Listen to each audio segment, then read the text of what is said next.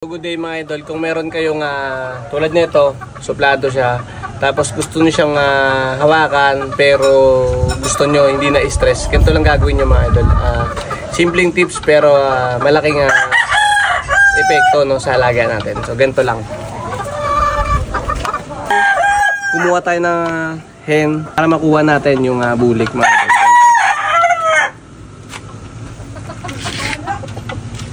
Ngayon bababa yung bulik mga idol. Sasampahan niya. Yan. So ngayon kaya ko na siyang hawakan na hindi siya nagagalit. Ayan mga idol. Diba? So napaka-simpleng tips lang. Hindi umilit-ulit niya. Hindi niya ako tinuka, hindi niya ako pinalo. Nahawakan ko siya na maayos. So ganun lang gagawin yung mga idol pag meron kayong mga supladong mga alaga mga idol. So dahil ngayon mga idol, hawak na natin siya at ginagamit natin siya sa breeding. Bibigyan natin siya ng El Toro mga idol. So El Toro para yung pagiging matakaw niya sa inahin andyan pa rin at yung similya magiging healthy mga idol. So yun lang. So ito nga pala si Stevie Wonder. Don't forget to subscribe.